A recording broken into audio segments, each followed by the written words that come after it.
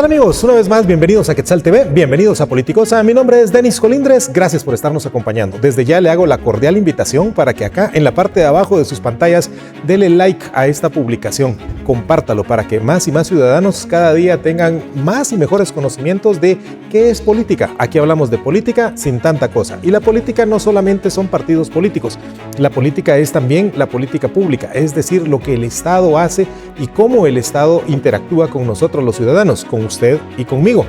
Hoy tengo un programa bastante especial, bastante de alguna manera diverso de lo que usualmente hemos venido construyendo y hemos venido trayendo, y hoy vamos a platicar con una mujer muy interesante, muy impresionante también lo que ha venido trabajando, particularmente muy impresionante su campo de acción, lo que ella trabaja. Es especialista en derechos humanos, abogada y notaria, y actualmente es la relatora del Mecanismo Nacional para la Prevención de la Tortura, y me refiero a Jennifer Aldana. Jennifer, un placer, gracias de verdad por tomarse el tiempo de venir con nosotros. No, a ustedes muchísimas gracias por el espacio, gracias también a toda la audiencia que está siempre pendiente de todos estos temas que están en boga y que definitivamente pues es importante que conozcan. Yo digo que sí, es importante para todos nosotros conocer un poco, particularmente de temas que son tan mal informados de alguna forma, o que muchas veces no los entendemos. Algunas otras veces hay tantas cajas de resonancia que terminamos repitiendo lo que otra gente quiere que nosotros repitamos. Y me refiero específicamente al tema de los derechos humanos en Guatemala. Sí, yo sé que vamos a hablar de diferentes cosas, y acá esperamos sus comentarios. Aquí en la parte de abajo, coménteme todo lo relacionado con el tema de derechos humanos, porque mucha gente en Guatemala siente que los derechos humanos solo sirven para proteger a los delincuentes, a los presos principalmente, y aquí tenemos a alguien justamente que trabaja en ese campo. Pero, ¿por qué cree, para comenzar, que existe esa idea tan fuerte de que los derechos humanos no protegen al 100% de la población, Jennifer? Bueno, definitivamente, como bien tú lo decías, Denis, es importante mencionar de que existe mucha desinformación y la falta de conocimiento nos hace tener estas ideas que son totalmente erradas, porque los derechos humanos son derechos fundamentales que son inalienables para las personas. Es decir, tú naces y cuando naces, ya naces con esos derechos fundamentales. Correcto. Contigo. Hablamos como el derecho a la salud, el derecho a la alimentación, el derecho a tener una familia, por ejemplo, ¿verdad? Entonces, es importante comentarle a toda la audiencia que los derechos humanos son para todas las personas, porque con ellos nacemos a la vida jurídica, inclusive cuando ni hemos nacido a la vida jurídica, por decirlo así, porque claro, nacemos a la vida jurídica, sabemos, a los 18 años, ¿verdad? Pero antes de los 18 años nosotros ya contamos con esa tutela. De hecho, hablando de otro tema, pero pareciera de lo mismo, la Constitución Política dice que se protege la vida desde la concepción, es decir, no desde el nacimiento, sino desde antes de nacer. Esa es la teoría que maneja Guatemala en cuanto a la persona humana, ¿verdad? Desde cuándo se reconocen sus derechos, y por eso te decía y le comentaba a toda la población, ¿verdad? Que los derechos humanos es algo con lo cual ya naces, porque los derechos humanos en sí lo que protegen es la dignidad humana de cada persona, ¿verdad? La dignidad de ser humanos. Exactamente. Ahora, cuando una persona honrada escucha usualmente derechos humanos, muchas veces piensa, eso no es para mí. ¿Cómo le explicamos de forma sencilla para que lo entienda nuestra audiencia que sí, también los derechos humanos son para nosotros, los que estamos aquí, los que salimos a trabajar todos los días, a veces las víctimas, y también para los victimarios? ¿Cómo lo podríamos explicar de manera sencilla?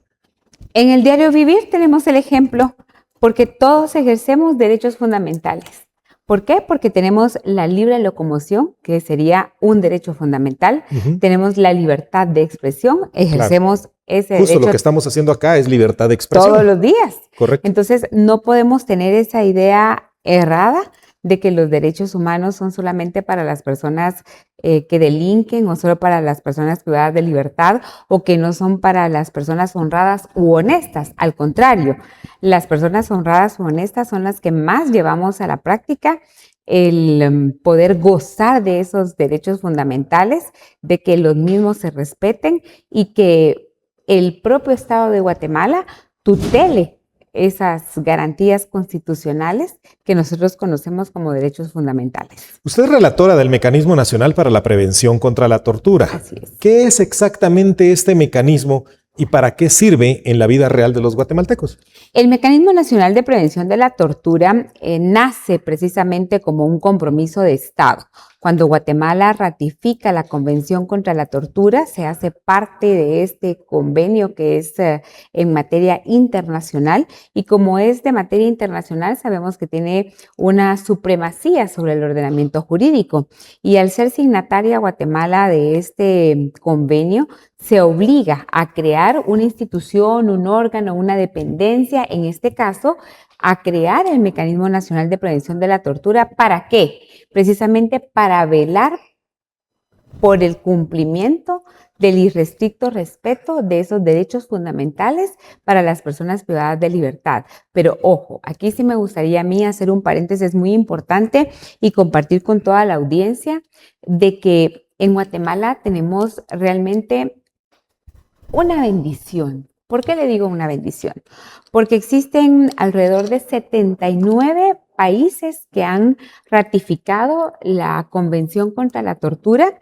De esos 79 países, vamos a decir que 68, 67, uno más, uno menos, realmente son los que han puesto en práctica y han creado instituciones como el Mecanismo Nacional de Prevención de la Tortura, y funcionan precisamente para privilegiar, ¿verdad?, ese trato que se le debe de dar a las personas que no solamente se encuentran privadas de libertad en Guatemala, tenemos ese margen bien amplio, porque cuando se crea el Mecanismo Nacional de Prevención de la Tortura, se hace en base al Decreto Ley 41/2010. Y es ahí donde el Congreso de la República de Guatemala nos da una competencia bastante amplia en comparación a otros mecanismos del mundo. Entiendo. ¿Por qué? Porque en otros mecanismos únicamente tienen competencia los relatores para poder atender aquellos casos en donde las personas se encuentran en centros de prevención de libertad o en centros en la cárcel, digamos. Sí, solo en centros carcelarios, ¿verdad? Correcto. Pero en Guatemala no. En Guatemala la ley ha sido tan bondadosa en ese sentido que el ámbito de aplicación en el cual el mecanismo tiene competencia llega a cubrir, por ejemplo, asilo de ancianos, orfanatos, zonas francas, puertos, aeropuertos, asilo de ancianos, no sé si ya lo mencioné. Pero, es decir, digamos que tiene un rango más amplio de acción. No únicamente estamos hablando de personas privadas de libertad, sino que también podemos hablar de otro tipo de ciudadanos que no necesariamente están en una cárcel, pero que también necesitan esta relatoría, digamos, o esta vigilancia de que el Estado no llegue de alguna manera a torturarlos. Y no solamente el Estado, también otras personas. No, y es que ahí diste en el punto, Denis, y eso es bien importante dejarlo claro para toda la audiencia. El Mecanismo Nacional de Prevención de la Tortura se activa a través de las visitas que se realizan. Esas visitas que se realizan, como te mencionaba, puede ser a centros toxicológicos, a los hospitales nacionales o privados, aeropuertos, puertos, zonas francas, como te mencionaba, pero realmente nosotros tenemos competencia para poder actuar cuando se le está violentando un derecho fundamental a cualquier persona en contra de su voluntad, que esté privada de su voluntad y que esté sufriendo algún tipo de vejamen, no solamente una tortura, sino que la ley también establece conceptos, definiciones de qué es una tortura, qué es un trato cruel, qué es un trato inhumano, qué es un trato degradante, y así hace una clasificación, porque no es necesario llegar al extremo de la tortura, sino que nosotros verificamos precisamente ese tema, porque si te das cuenta, has repetido varias veces el nombre de la institución a la cual, en este caso, pues pertenezco como relatora. Correcto. Mecanismo Nacional de Prevención contra la tortura, los malos tratos, tratos crueles, inhumanos o degradantes. Es decir, vamos a prevenir que este tipo de tratos no se realicen. Nosotros no somos una entidad de acción, como por ejemplo la Policía Nacional Civil. Se encuentran dos personas riñendo en la calle, por ejemplo. Claro. Este es el mandato de ellos inmediatamente. No, nosotros es prevenir. Bajo esa sombría de la prevención, nosotros nos encargamos de recibir denuncias.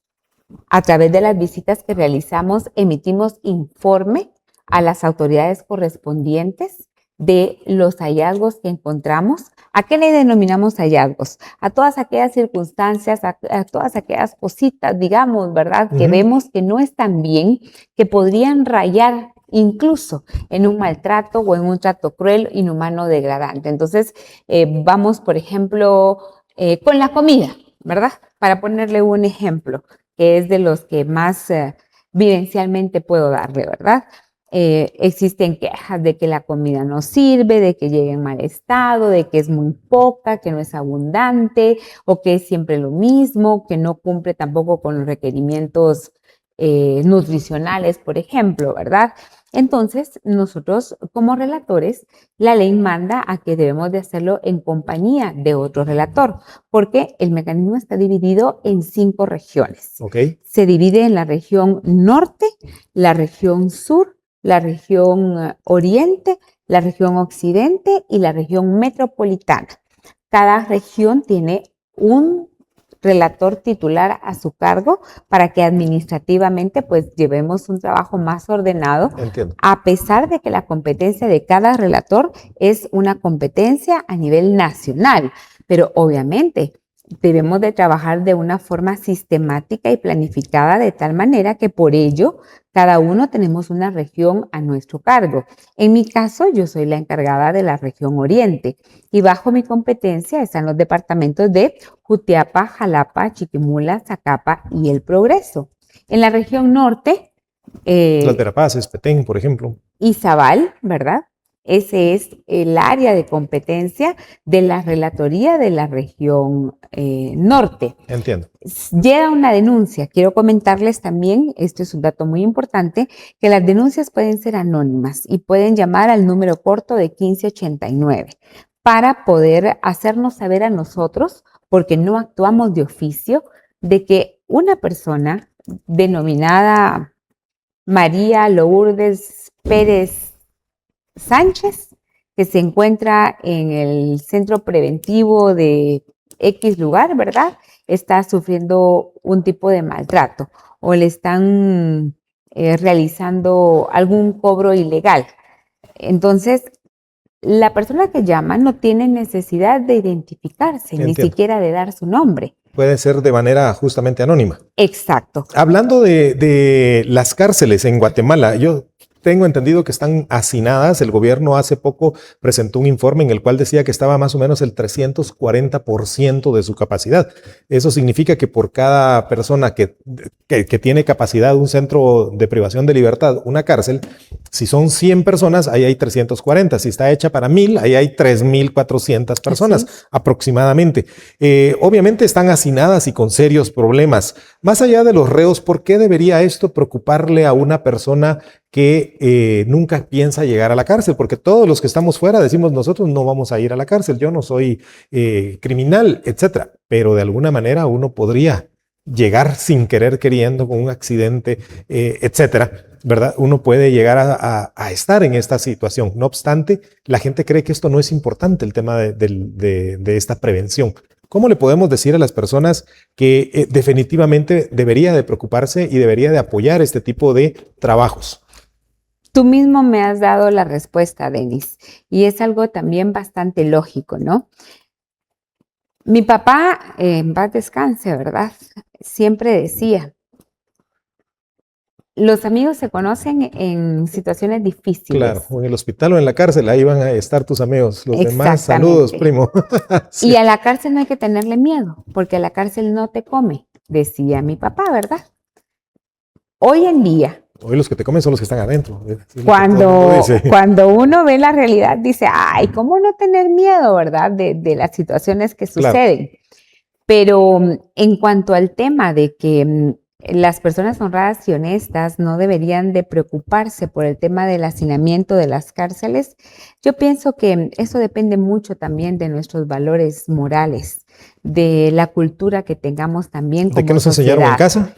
Totalmente de acuerdo, porque tú bien lo decías, y por eso traigo a colación las palabras de mi difunto padre. Cuando tú agarras un vehículo, por ejemplo, tú tienes un pie adentro y un pie afuera, incluso hasta del cementerio. Correcto. Porque no sabes si vas a regresar a casa y en qué condiciones vas a regresar. Sí. O sea, la vida es tan efímera que no sabes a qué situación te puedes enfrentar.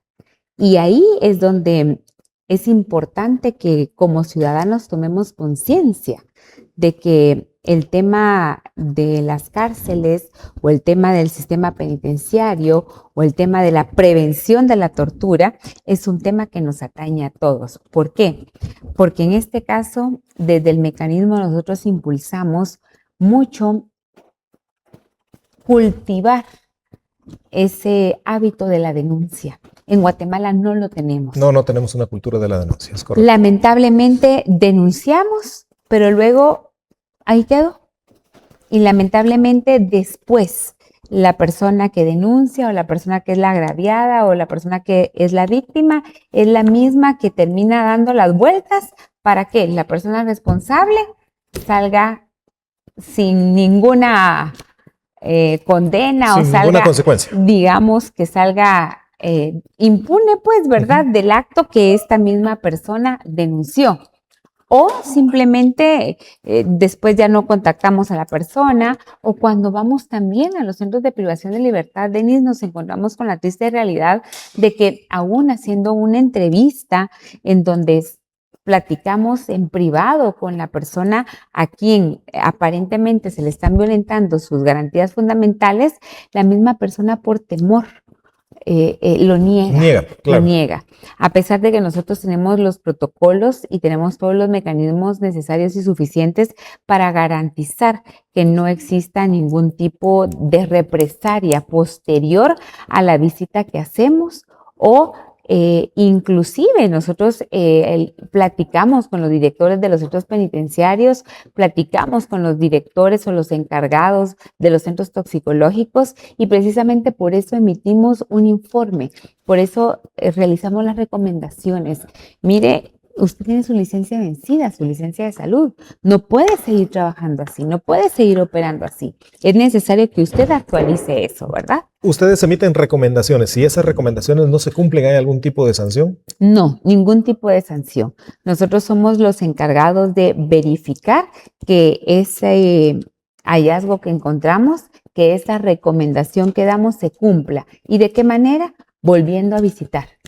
Yo, por ejemplo... Siendo recurrente, digamos. Esa es mi mecánica de trabajo. Ahora, muchas de las víctimas de la delincuencia pues creen que nadie defiende sus derechos, como la gran mayoría de personas piensa. ¿Qué cree usted, digamos, o por lo menos sus derechos no los defienden con la misma intensidad, con la misma fuerza? Y mucha gente dice, solo defienden a los que están adentro de las cárceles, pero ¿qué falta en el sistema para que la gente sienta que también sus derechos están siendo cuidados? Que de alguna manera también nosotros estamos gozando de esas libertades que hablamos al inicio. Yo pienso que realmente lo que necesitamos es credibilidad. Credibilidad en las instituciones, credibilidad en las autoridades para poder tener esa confianza de acudir a los órganos jurisdiccionales competentes, correcto, a las instituciones que también son competentes. Y aparte de la credibilidad, también hace falta el conocimiento de saber a dónde, cómo y con quién. Yo puedo asegurarte, Denis, sin temor a equivocarme, que incluso muchos compañeros, colegas, abogados, siendo penalistas, ignoran la función o ignoran realmente que existe per se el Mecanismo Nacional de Prevención de la Tortura y que es una herramienta muy valiosa para ellos, por ejemplo, que pueden utilizar para la defensa de sus clientes, porque nosotros podemos brindar de una u otra forma un asesoramiento o un acompañamiento, ¿verdad? Yo he tenido casos, por ejemplo, en donde se han comunicado a la relatoría a través de la delegada. Yo quiero comentarte que antes de ser relatora, fui delegada también de la Oficina Nacional de Prevención de la Tortura. Fui la primer delegada a nivel nacional. Tuve la bendición. Digamos, la primera mujer en tener esa plaza. Y la primera mujer y la primera, de hecho, fui la primera, porque cuando se crea el mecanismo, se crea únicamente a nivel central y solo existe la oficina central en la región metropolitana. Ya después es cuando empieza a descentralizarse el quehacer del mecanismo y empiezan a abrirse las delegaciones. La primera delegación en abrirse e inaugurarse oficialmente fue la delegación del norte. Yo quiero comentarte que soy oriunda del departamento de Izabal, específicamente de la ciudad de Puerto Vargas, de la ciudad de donde siempre digo fluye leche y miel. De ahí venimos, de ahí nacimos, ahí crecimos, ahí tuvimos la oportunidad. Ciudad de Dios, creo que le dice el alcalde. La tierra de Dios. Y es la verdad, es la tierra de Dios. Ahora, porque se ha prosperado de tal manera que te digo, por ejemplo, yo siendo la primer delegada mujer, también soy la primera en convertirme en relatora. Entonces, esa es un testimonio más de cómo se hacen ciertas esas palabras. Claro. En donde... Y cómo el trabajo al final de cuentas rinde sus frutos, porque la dedicación y hacer bien el trabajo le ha permitido llegar justamente a este puesto. Veo rápidamente que recientemente la oficina y a nivel personal se obtuvo el premio iberoamericano José León Sánchez. ¿Cómo se llega a obtener un premio de esta naturaleza a nivel iberoamericano, básicamente por la defensa de los derechos humanos de las personas privadas de libertad? Quiero comentarte que dentro de la Oficina Nacional de Prevención de la Tortura, dentro de tantas cosas que hacemos con la finalidad de prevenir, ¿verdad?, firmamos muchos convenios, cartas de entendimiento para poder tener una buena relación interinstitucional para precisamente darle cumplimiento a esas recomendaciones que emitimos como relatores. Y en ese orden de ideas, el compañero relator Alfred Sánchez, cuando presidió el mecanismo, tuvo a bien realizar una carta de entendimiento o no sé si realmente fue carta de entendimiento o fue un convenio, ¿verdad? Pero dicho sea de paso, empezamos a tener relación con la barra iberoamericana de litigación. Se han hecho muchas capacitaciones, muchos talleres, se han brindado diplomados en materia de derechos humanos y en ese orden de ideas, pues bajo esa relación que se ha tenido, pues al seguir la página y al tener precisamente ese contacto, yo en lo personal pues me doy cuenta que precisamente en este año 2026 se encuentran de aniversario, 25 años de su fundación. Y cuando la barra iberoamericana se crea, estatutariamente en su escritura constitutiva, crea también que anualmente se va a entregar este premio de José de León Sánchez y crea categorías para poder entregar este premio y se le entrega a personas individuales o a asociaciones que se dediquen a la defensa de los derechos humanos.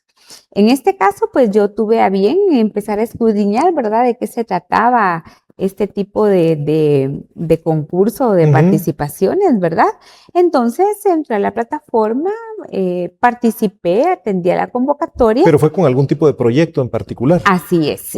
Yo he tenido la bendición, quiero comentarles, de que mientras he ejercido el mandato como relatora, también Dios me dio la oportunidad de ser madre por segunda vez. Entonces eso me ha sensibilizado mucho para poder darle un zoom especial a esos niños que cohabitan con sus madres que están privadas de libertad. Eso es interesante porque muy pocos guatemaltecos sabemos que las personas particularmente privadas de libertad, las mujeres en las cárceles, habitan ahí con los niños. Así es.